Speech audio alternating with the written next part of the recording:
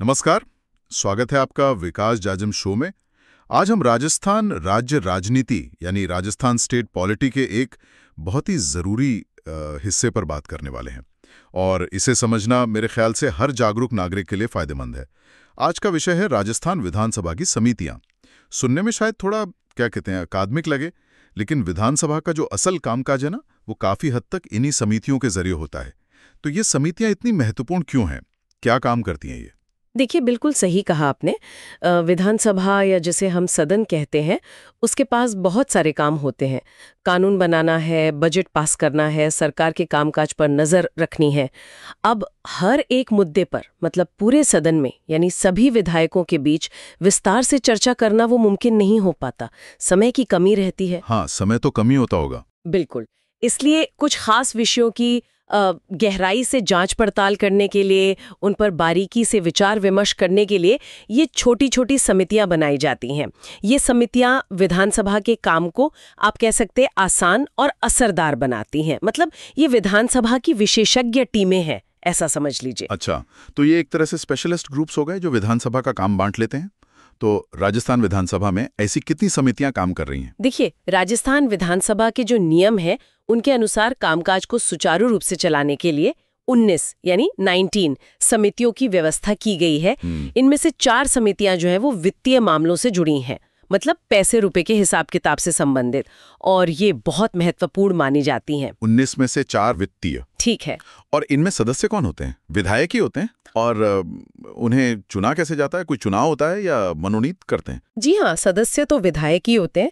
यहाँ प्रक्रिया थोड़ी अलग अलग है। जो 4 वित्तीय समितियां हैं उनके सदस्यों का चुनाव तो विधानसभा के सदस्य अपने में से ही करते हैं। उसके लिए एक खास वोटिंग प्रक्रिया है। अच्छा। हाँ, और फिर विधानसभा अध्यक्ष उन चुने हुए सदस्यों में से ही समिति का अध्यक्ष तय करते हैं। बाकी की जो 15 समितियां बची, उनके अध्यक्ष और सदस्यों को विधानसभा अध्यक्ष मनोनीत करते हैं, यानी नॉमिनेट करते हैं। तो कुछ सदस्य चुने जाते हैं, कुछ मनोनीत होते हैं। चलिए, ये दिलचस्प है। कुछ का चुनाव, कुछ का मनोनयन। तो सबसे पहले उन वित्तीय समितियों पर ही ध्यान देते हैं जिनका आपने जिक्र किया। ये कौन कौन सी हैं और इनका मुख्य काम क्या रहता है? हाँ, जैसे हमने बताया कुल 4 हैं, लेकिन व्यवहार में मुख्य रूप से 3 पर ज्यादा जोर रहता है। पहली है लोक लेखा समिति, इसे अंग्रेजी में पब्लिक अकाउंट्स कमेटी कहते हैं, शॉर्ट में पीएससी। पीएससी, हाँ, सुना है इसके बारे में। दूसरी है प्राक्कलन समिति यानी एस्टिमेट कमिटी। राजस्थान में ऐसी 2 समितियां हैं, प्राक्कलन समिति क और प्राक्कलन समिति ख, पर काम के लिहाज से इन्हें एक ही प्रकार का माना जाता है। ठीक है, क और ख। और तीसरी है राजकीय या सार्वजनिक उपक्रम समिति, अंग्रेजी में पब्लिक अंडरटेकिंग कमिटी। ठीक है, तो पीएसी प्राक्कलन और सार्वजनिक उपक्रम समिति शुरुआत लोक लेखा समिति पीएससी से करते हैं। इसके नाम से तो लगता है कि ये जनता के पैसे के लेखे जोखे से जुड़ी है। बिल्कुल सही समझा आपने। इस समिति का मुख्य काम ही यही है। राज्य सरकार जो पैसा खर्च कर रही है उस पर कड़ी नजर रखना। ये देखती है कि जो पैसा विधानसभा ने जिस काम के लिए मंजूर किया था वो उसी काम पर खर्च हुआ, सही तरीके से हुआ, नियमों के दायरे में रहकर हुआ या नहीं, ये सब। एक तरह से ये सरकारी खर्च की पहरेदार है। पहरेदार, बिल्कुल। राजस्थान विधानसभा में ये समिति काफी पुरानी है, शुरू से ही है लगभग। इसका गठन पहली बार 10 अप्रैल 1952, 10 अप्रैल 1952 को हुआ था। और इसमें सदस्य कितने होते हैं? कुल 15 सदस्य होते हैं इसमें। 15 सदस्य। और इन 15 सदस्यों का चुनाव आपने एक खास प्रक्रिया बताई थी पहले। हाँ, इनका चुनाव हर साल होता है। विधानसभा के सदस्य अपने में से ही इन 15 सदस्यों को चुनते हैं। इसके लिए एकल संक्रमणीय मत प्रणाली अपनाई जाती है। ये एक तरीका है जिससे कोशिश की जाती है कि सदन में विभिन्न दलों का जो संख्या बल है, मतलब जिसके जितने विधायक हैं, मोटे तौर पर उसी अनुपात में समिति में भी उनका प्रतिनिधित्व हो जाए। अच्छा, मतलब प्रोपोर्शनल रिप्रेजेंटेशन जैसा कुछ? हाँ, कुछ वैसा ही। विधानसभा के जो प्रक्रिया नियम है उनमें इस समिति के गठन और कार्यों का साफ साफ उल्लेख है। खास तौर पर नियम 229 में कार्य और 230 में गठन बताया गया है। इसकी अध्यक्षता कौन करता है? क्या सत्ताधारी पार्टी का कोई विधायक या? यहीं पर एक बहुत खास बात है जो आपने पूछी। परंपरा ये है, और ये बहुत अच्छी स्वस्थ परंपरा है, कि लोक लेखा समिति का अध्यक्ष सामान्यतः विपक्षी दल के किसी सदस्य को बनाया जाता है। अच्छा, विपक्ष का सदस्य। जी हाँ, अध्यक्ष का चुनाव तो विधानसभा अध्यक्ष ही करते हैं, लेकिन वो इस परंपरा का ध्यान रखते हैं। ये लोकतंत्र के लिए बहुत अच्छा है क्योंकि इससे सरकार के खर्चों पर विपक्ष की सीधी निगरानी बनी रहती है अच्छा, और निष्पक्ष जांच की उम्मीद बढ़ती है। ये तो वाकई महत्वपूर्ण है। और इस समिति का कार्यकाल आमतौर पर 1 साल का होता है, लेकिन अगर विधानसभा अध्यक्ष को जरूरी लगे तो वो समिति का कार्यकाल 6 महीने तक बढ़ा सकते हैं। और हाँ, एक और महत्वपूर्ण बात, कोई भी मंत्री इस समिति का सदस्य नहीं बन सकता। मंत्री सदस्य नहीं हो सकते, क्यों? ताकि समिति बिना किसी सरकारी दबाव के पूरी तरह निष्पक्ष होकर अपना काम कर सके। मंत्री तो सरकार का हिस्सा होते हैं। समिति अपनी जांच रिपोर्ट तैयार करके विधानसभा अध्यक्ष को सौंपती है। समझ गया। अब इसके मुख्य काम क्या है? मतलब ये किन-किन चीजों की जांच करती है बारीकी से? समिति मुख्य रूप से 3 बातें पक्की करती है। पहला, क्या खर्च के लिए जो पैसा मंजूर हुआ था वो उसी काम के लिए उपलब्ध था और उसी पर खर्च किया गया, मतलब पैसा सही मद में खर्च हुआ या नहीं। दूसरा, क्या खर्च नियमों के अनुसार और सही अधिकारी की अनुमति से किया गया, यानी प्रक्रिया का पालन हुआ या नहीं। ठीक है। तीसरा, अगर पैसे को एक मद से दूसरे मद में डाला गया, जिसे पुनर्विनियोग या रीएप्रोप्रिएशन कहते हैं, तो क्या वो नियमों के तहत किया गया? अच्छा, पैसे का ट्रांसफर भी देखती है। जी। इसके अलावा ये समिति राज्य सरकार के जो निगम हैं, जैसे राजस्थान वित्तीय निगम या रीको, या सरकारी व्यापार योजनाएं या स्वायत्तशासी निकाय जैसे विश्वविद्यालय, उनके खातों की भी जांच करती है। और सबसे महत्वपूर्ण, ये नियंत्रक एवं महालेखा परीक्षक यानी CAG की रिपोर्ट की जांच करती है। CAG तो सरकारी खर्चों का ऑडिट करती है, तो उसकी रिपोर्ट समिति के काम का मुख्य आधार होती है। तो CAG रिपोर्ट बहुत जरूरी है इसके लिए। बिल्कुल, लेकिन समिति सिर्फ CAG रिपोर्ट तक ही सीमित नहीं है। अगर उसे कहीं सरकारी पैसे के नुकसान का, फिजूल खर्ची का या किसी वित्तीय गड़बड़ी का पता चलता है, तो वो उसकी भी जांच कर सकती है, भले ही उसका जिक्र CAG रिपोर्ट में ना हो। और अगर कभी ऐसा हो कि किसी विभाग ने स्वीकृत राशि से ज्यादा पैसा खर्च कर दिया, तो समिति उसके कारणों की जांच करती है और बताती है कि भाई ऐसा क्यों हुआ और आगे ऐसा ना हो इसके लिए क्या किया जाना चाहिए, सिफारिशें देती है। वाकई इसका कार्य क्षेत्र तो बहुत बड़ा और काफी प्रभावशाली लगता है। क्या इससे जुड़े कुछ और रोचक तथ्य भी हैं, कुछ इंटरेस्टिंग बातें? हाँ, बिल्कुल है। CAG को लोक लेखा समिति का मित्र, दार्शनिक और मार्गदर्शक कहा जाता है। Friend, philosopher and guide. मित्र, दार्शनिक और मार्गदर्शक। हाँ, क्योंकि समिति काफी हद तक CAG की रिपोर्ट पर निर्भर करती है, उनसे मार्गदर्शन लेती है। और जो दूसरी वित्तीय समिति है, प्राक्कलन समिति, उसे लोक लेखा समिति की जुड़वा बहन, ट्विन सिस्टर कहते हैं। जुड़वा बहन क्यों? क्योंकि दोनों का उद्देश्य सरकारी वित्त पर नियंत्रण रखना ही है, बस काम करने का तरीका थोड़ा अलग है। PAC खर्च के बाद जांच करती है, प्राक्कलन समिति खर्च के अनुमानों को देखती है। अगर तुलना के लिए देखें तो भारत की संसद की जो लोक लेखा समिति है उसमें 22 सदस्य होते हैं, 15 लोकसभा से और 7 राज्यसभा से। और वो समिति तो बहुत पुरानी है, अंग्रेजों के ज़माने में ही 1921 में बन गई थी। 1921, काफी पहले। तो लोक लेखा समिति तो खर्च होने के बाद जांच करती है। अब आते हैं प्राक्कलन समिति पर। इसे अनुमान या मितव्ययता समिति भी कहते हैं, आपने बताया। इसका काम क्या है? जैसा कि नाम से लग रहा है, क्या ये खर्च के अनुमानों से जुड़ी है? बिल्कुल सही। प्राक्कलन समिति का काम लोक लेखा समिति से थोड़ा अलग है।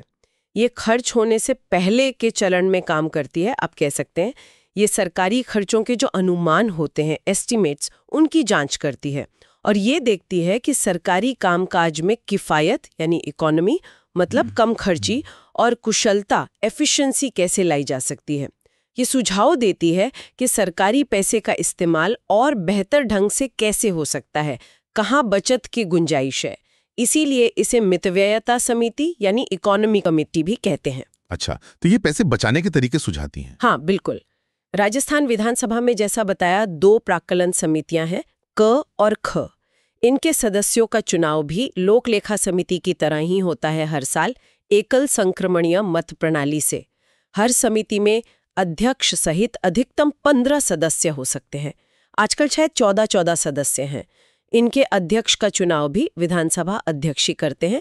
इनका कार्यकाल भी 1 साल का होता है और ये भी अपनी रिपोर्ट विधानसभा अध्यक्ष को ही सौंपती हैं।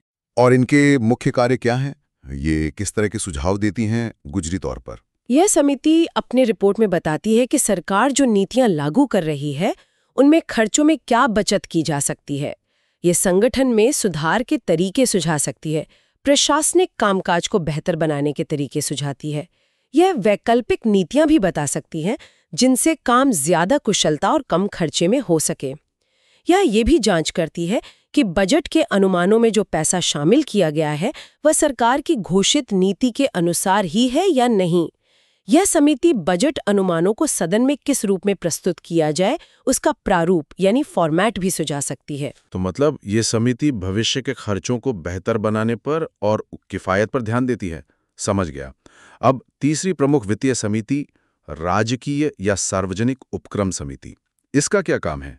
ये किन उपक्रमों को देखती है? जी, इसे सरकारी या सार्वजनिक उद्यम समिति भी कहते हैं। देखिए, राज्य सरकार के बहुत सारे उद्यम या कंपनियां होती हैं, जैसे राजस्थान रोडवेज है, बिजली वितरण कंपनियां हैं जिन्हें डिस्कॉम कहते हैं, या रीको है ना? इन्हें सार्वजनिक उपक्रम या पीएसयू पब्लिक सेक्टर अंडरटेकिंग कहा जाता है। ये समिति इन्हीं सरकारी कंपनियों के कामकाज, उनके खातों और उनकी रिपोर्ट्स की जांच करती है। ये देखती है कि ये कंपनियां ठीक से काम कर रही हैं या नहीं, और उनके प्रबंधन यानी मैनेजमेंट और कार्यकुशलता को बेहतर बनाने के लिए सुझाव भी देती है।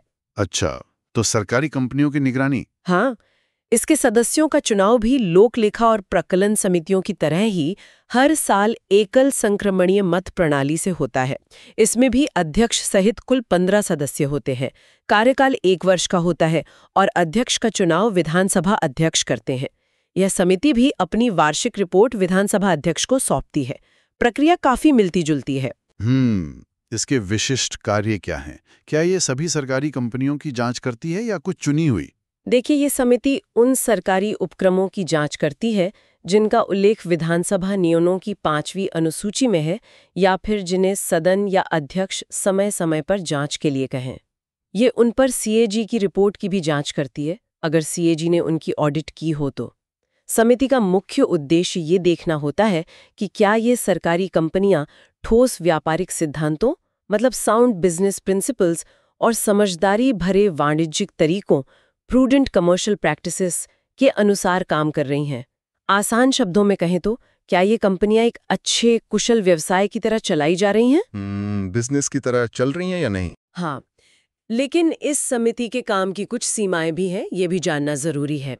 ये उन मामलों की जांच सामान्यतः नहीं करती जो सरकार की बड़ी नीतियों से जुड़े हों, जब तक कि वे सीधे उपक्रम के व्यापार या वाणिज्य से संबंधित न हों। ये कंपनियों के रोजमर्रा के प्रशासनिक कामों में ज्यादा दखल नहीं देती, और अगर किसी कंपनी के लिए उसके अपने कानून में ही जांच की कोई अलग व्यवस्था है तो ये समिति उसमें हस्तक्षेप नहीं करती। ठीक है, तो ये थी 3 मुख्य वित्तीय समितियां, पीएससी, प्राक्कलन और सार्वजनिक उपक्रम समिति। इनके अलावा आपने अन्य समितियों का भी जिक्र किया था 19 में से। उनमें कुछ जांच समितियां भी थी शायद, वे कौन सी हैं? जो चेयरपर्सन मतलब जो भी अध्यक्ष बनेगा वो अपने आप इस समिति का भी अध्यक्ष हो जाएगा। इसमें अध्यक्ष सहित कुल 15 सदस्य होते हैं। इसका काम है सदन की कार्यवाही चलाने के जो नियम हैं उन पर विचार करना और जरूरत पड़ने पर उनमें बदलाव या संशोधन सुझाना। अच्छा, तो सदन के नियम यही समिति देखती है। दूसरी जांच समिति कौन सी है? दूसरी है याचिका समिति, पिटिशंस कमेटी। इसमें अधिकतम 15 सदस्य हो सकते हैं, वर्तमान में शायद 10 हैं। इसके अध्यक्ष और सदस्यों की नियुक्ति विधानसभा अध्यक्ष करते हैं। अगर कोई नागरिक या संस्था किसी सार्वजनिक महत्व के मुद्दे पर विधानसभा में याचिका यानी पिटिशन देती है तो ये समिति उस याचिका की जांच करती है।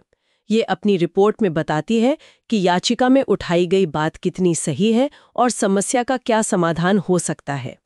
इसे कभी-कभी विधानसभा की ओम्बुड्समैन समिति भी कहते हैं। ओम्बुड्समैन समिति क्यों? क्योंकि ये आम लोगों की शिकायतों और सुझावों को सदन तक पहुंचाने का एक मंच है। हाँ, ये ध्यान रखना है कि ये समिति गुमनाम या ऐसी याचिकाओं पर विचार नहीं करती जो अस्पष्ट हों, जिनका मतलब ही साफ ना हो। ठीक है। और तीसरी जांच समिति? तीसरी है विशेषाधिकार समिति, प्रिविलेजेस कमेटी। देखिए, विधानसभा को और उसके सदस्यों को कुछ विशेषाधिकार और छूट मिले होते हैं, जिन्हें विशेषाधिकार कहते हैं। ये इसलिए होते हैं ताकि वे बिना किसी डर या दबाव के अपना काम कर सकें। अगर कोई व्यक्ति या संस्था इन विशेषाधिकारों का उल्लंघन करता है, जिसे ब्रीच ऑफ प्रिविलेज कहते हैं, तो ये मामला इस समिति को सौंपा जाता है। समिति जांच करती है कि क्या वाकई विशेषाधिकार का हनन हुआ है। अगर हाँ, तो कैसे हुआ और उसकी गंभीरता कितनी थी। ये आमतौर पर 6 महीने में अपनी रिपोर्ट दे देती हैं। यानी सदस्यों के अधिकारों की रक्षा के लिए। चौथी जांच समिति कौन सी हुई? चौथी है सदाचार समिति या आचरण समिति, एथिक्स कमेटी। जैसा नाम से ही पता चल रहा है, इसका काम विधानसभा सदस्यों के बीच अनुशासन और सदन की गरिमा बनाए रखना है। अगर किसी सदस्य के आचरण या व्यवहार को लेकर कोई शिकायत आती है, तो ये समिति उसकी जांच करती है और उचित कार्रवाई की सिफारिश कर सकती है। ठीक है, अनुशासन और मर्यादा के लिए। तो ये 4 जांच समितियां हो गईं। इनके अलावा भी तो और समितियां हैं। आपने 19 का जिक्र किया था शुरू में। जी हाँ, बिल्कुल। और भी कई महत्वपूर्ण समितियां हैं जो सदन के रोजमर्रा के कामकाज को व्यवस्थित करती हैं। जैसे एक है कार्य सलाहकार समिति या बिजनेस एडवाइजरी कमेटी। इसे कार्य मंत्रणा समिति भी कहते हैं। इसके भी पदेन सभापति विधानसभा अध्यक्ष ही होते हैं, नियम समिति की तरह। इसमें अधिकतम 15 सदस्य होते हैं, अभी शायद 14 है। कार्यकाल 1 साल का होता है। यह समिति तय करती है कि सदन में किस दिन क्या काम होगा, किस बिल पर कितनी देर चर्चा होगी, बजट की मांगों पर विचार के लिए कितना समय मिलेगा, राज्यपाल के अभिभाषण पर चर्चा का समय भी यही तय करती है। एक दिलचस्प बात यह है कि मुख्यमंत्री भी इस समिति के सदस्य हो सकते हैं। अच्छा, मुख्यमंत्री भी। और कौन सी हैं? एक है गैर सरकारी सदस्यों के विधेयकों तथा संकल्पों पर समिति, committee on private members bills and resolutions. गैर सरकारी सदस्य या निजी सदस्य उन विधायकों को कहते हैं जो मंत्री नहीं है। अगर कोई ऐसा सदस्य अपना कोई विधेयक यानी कानून का प्रस्ताव या कोई संकल्प लाना चाहता है, तो यह समिति पहले उसकी जांच करती है। इसके अध्यक्ष विधानसभा के उपाध्यक्ष होते हैं और इसमें कुल 15 सदस्य होते हैं। तो मंत्री नहीं है उनके बिल के लिए। ठीक है। फिर एक सदस्यों की अनुपस्थिति संबंधी समिति, committee on absence of members है। अगर कोई सदस्य बिना इजाजत के लगातार 60 दिन तक सदन की बैठकों से गैर हाजिर रहता है, तो उसकी सदस्यता जा सकती है। यह नियम है। यह समिति ऐसे मामलों को देखती है। इसमें अधिकतम 15 सदस्य होते हैं। 60 दिन लगातार गैर हाजिर रहने पर। एक और महत्वपूर्ण समिति है सरकारी आश्वासनों संबंधी समिति, कमिटी ऑन गवर्नमेंट एश्योरेंसेस। जब मंत्री सदन में सवालों का जवाब देते हुए या बहस के दौरान कोई वादा करते हैं या कोई आश्वासन देते हैं, तो ये समिति नजर रखती है कि वो आश्वासन पूरे हुए या नहीं। ये सरकार को उसके वादों के प्रति जवाबदेह बनाने का एक तरीका है। ये तो बहुत जरूरी समिति लगती है। हाँ, है। और एक है अधीनस्थ विधान समिति, कमिटी ऑन सबऑर्डिनेट लेजिस्लेशन। नियम 238 से 243, 238 to 243 में इसका जिक्र है। देखिए, विधानसभा तो मोटा मोटा कानून बनाती है, लेकिन उसके जो बारीक नियम कायदे बनाने का काम है, वो अक्सर सरकार या सरकारी विभागों को सौंप दिया जाता है। इसे ही अधीनस्थ विधान या प्रत्यायोजित विधान कहते हैं। ये समिति जांच करती है कि नियम बनाने की ये शक्ति जिन्हें सौंपी गई है, वे इसका सही इस्तेमाल कर रहे हैं या नहीं। कहीं वे मूल कानून की भावना के खिलाफ तो नहीं जा रहे हैं। इसमें 15 सदस्य होते हैं। इसे सदन के कर्तव्यों के रक्षक समिति भी कहते हैं। अच्छा, नियमों पर नियम बनाने की शक्ति का दुरुपयोग न हो, ये देखती है। जी। इनके अलावा कुछ समितियां सदन के रखरखाव और सदस्यों की सुविधाओं से जुड़ी हैं। जी। जैसे सामान्य प्रयोजन समिति है, पुस्तकालय समिति है, आवास समिति है, और कुछ समितियां समाज के खास वर्गों के कल्याण के लिए हैं। जैसे अनुसूचित जाति कल्याण समिति, अनुसूचित जनजाति कल्याण समिति, पिछड़ा वर्ग कल्याण समिति, अल्पसंख्यक कल्याण समिति और महिला एवं बाल कल्याण समिति। ये सब भी हैं। काफी तरह की समितियां हैं। अच्छा, इन समितियों के बारे में कुछ और खास बातें जो हमें याद रखनी चाहिए संक्षिप्त में। हाँ, कुछ बिंदु ध्यान में रख सकते हैं जो अक्सर पूछ लिए जाते हैं। पहला, राजस्थान विधानसभा के जो प्रक्रिया और कार्य संचालन के नियम है, वो पहली बार साल 1956 में बने थे। 1956। दूसरा, कुछ समितियां जैसे नियम समिति, कार्य सलाहकार समिति, याचिका समिति और विशेषाधिकार समिति, ये तब तक काम करती रहती हैं जब तक नई समिति का गठन नहीं हो जाता। ताकि काम रुके नहीं। कंटिन्यूटी बनी रहती है। तीसरा, समितियों की बैठकें आमतौर पर तो विधानसभा भवन में ही होती हैं, लेकिन अध्यक्ष की अनुमति से बाहर भी हो सकती हैं। चौथा, ये समितियां जांच के लिए सबूत इकट्ठा कर सकती हैं और किसी को भी गवाही के लिए बुला सकती हैं। अगर इस पर कोई विवाद हो तो विधानसभा अध्यक्ष का फैसला अंतिम होता है। यानी इनके पास पावर होती है जांच की। जी, ज्यादातर समितियों का कार्यकाल 1 साल का होता है, लेकिन एक अपवाद है, महिला एवं बाल कल्याण समिति, इसका कार्यकाल 2 साल का होता है। अध्यक्ष चाहें तो किसी भी समिति का कार्यकाल 6 महीने बढ़ा सकते हैं।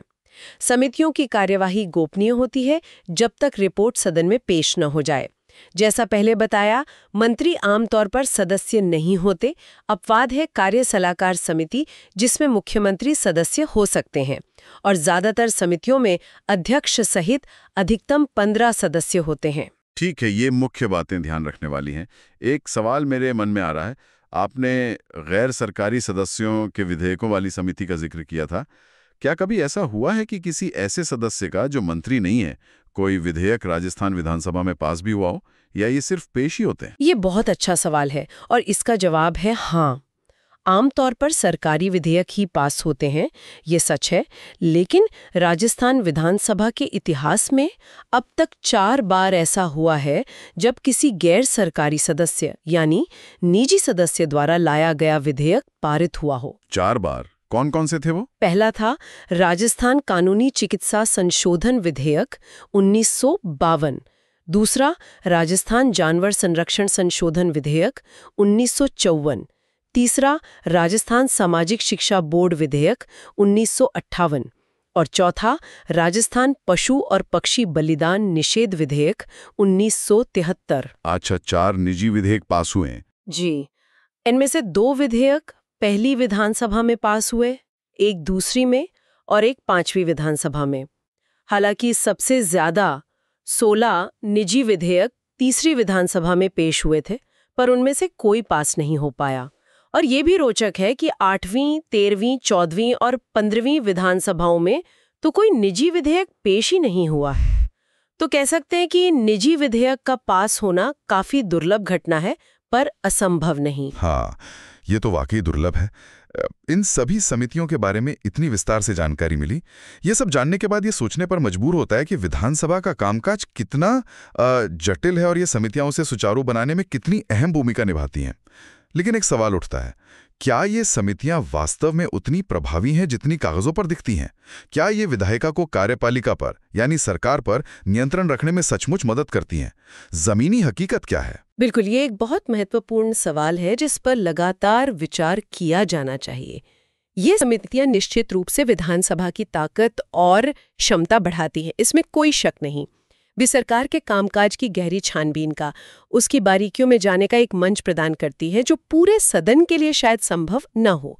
लेकिन हाँ, उनकी प्रभावशीलता कई बातों पर निर्भर करती है, जैसे क्या उन्हें जांच के लिए पर्याप्त संसाधन मिलते हैं, क्या उनके पास जरूरी विशेषज्ञता होती है या वो बाहर से ले सकती हैं, क्या उनकी सिफारिशों पर सरकार गंभीरता से अमल करती है या उन्हें सिर्फ सुझाव मानकर छोड़ दिया जाता है, क्या सदस्य दलीय राजनीति से ऊपर उठकर पूरी लगन और निष्पक्षता से काम करते हैं।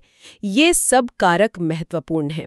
और ये भी सोचना होगा कि क्या आज की जो बदलती चुनौतियां हैं उनके हिसाब से इन समितियों की संरचना और कामकाज में और सुधार की जरूरत है, ताकि वे और भी प्रभावी ढंग से लोकतंत्र को मजबूत कर सकें। ये विचारणीय प्रश्न है। बिल्कुल। तो श्रोताओं के लिए भी ये सोचने का बिंदु है कि इन समितियों की भूमिका कितनी महत्वपूर्ण है और इसे और प्रभावी कैसे बनाया जा सकता है। यदि आपको ये व्याख्या पसंद आई हो तो हमारे YouTube चैनल विकास जाजिम शो को सब्सक्राइब करें। इस ऑडियो को अपने दोस्तों के साथ शेयर करें और अगर पसंद आया हो तो लाइक जरूर करें। अपने सुझाव और विचार कमेंट बॉक्स में अवश्य लिखें। धन्यवाद।